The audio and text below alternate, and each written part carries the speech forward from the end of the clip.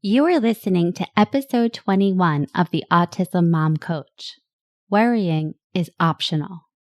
As special needs moms, we worry about so many things when it comes to our children. Their progress, what other people will think of them, what other people will think of us, and what their lives will be like in the future. The list goes on and on. We worry about it all.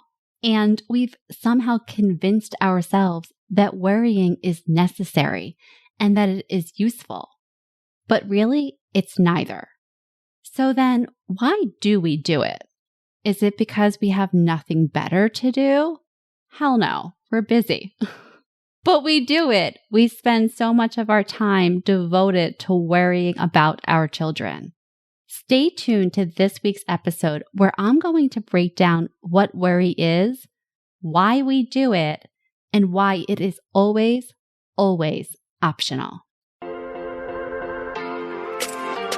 Welcome to the Autism Mom Coach, a podcast for moms who feel overwhelmed, afraid, and sometimes powerless as they raise their child with autism. My name is Lisa Candera. I'm a certified life coach, lawyer, and most importantly, I'm a full-time single mom to a teenage boy with autism. In this podcast, I'll show you how to transform your relationship with autism and special needs parenting.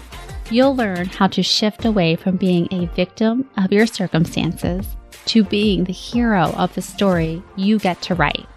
Let's get started. Welcome to the podcast. I hope you are doing well and enjoying your summer. I want to let you know that I have been making some updates to my website, theautismmomcoach.com. So if you haven't checked it out lately, you should take a look. I've added a resources page where you can find videos and free worksheets, and I will continue to add to this page over the course of time, so check in frequently. And of course, while you're on my website, you can schedule a free consultation with me about my one-on-one coaching program. You can have me as your one-on-one coach, and I can teach you the tools that I use in my day-to-day life so that you can show up in your life in a way that feels good while handling the challenges that come with raising a child with autism. So go to my website, check it out, book a consultation. I'd love to talk to you. Okay, on to the lesson for today. We are going to talk about something that we do all of the time because we are humans with human brains. And because of this, we have the amazing ability to mentally simulate future events. We can think ahead of time. We can anticipate obstacles or problems. And we can take steps to prevent them or mitigate them in some cases. This is truly an amazing tool that we have, but it is also one that we use against ourselves because we confuse our ability to think ahead of time, anticipate obstacles, and course correct with the ability to bring certainty and control to the future. And of course, we can't do this at all. This is just an illusion. It's a really uncomfortable reality that we would rather avoid. So what do we do instead? We worry. So what is worry after all? Let's start with a definition. Worry as a verb is defined to give way to anxiety or unease, to allow one's mind to dwell on difficulty or troubles. So worrying is an action. It is something we do. And what do we all know about actions? If you've listened to episodes 5 and 6 of this podcast, the Think, Feel, Act cycle, and the self-coaching model, you know that actions don't just happen out of nowhere. They all have a reason. There's a circumstance in our life. We have a thought about it. The thought creates a feeling, and the feeling drives an action. And in this case, the action we are taking is we are worrying. So let's just dig into this a bit. Why do we worry? what is the purpose of the action of worrying? Because our actions, or our behaviors, if you will, just like our kids, they all serve a purpose. Maybe they are not effective, but they still serve some purpose. We're doing it for a reason. So what's the reason? Well, some of us have the conscious belief that worrying is helpful. We think worrying motivates us to take action. But this is just wrong. When we are worrying, the action we are taking is the worrying.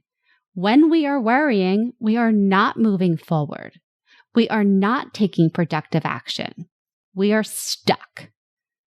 Some of us think worrying is preventative.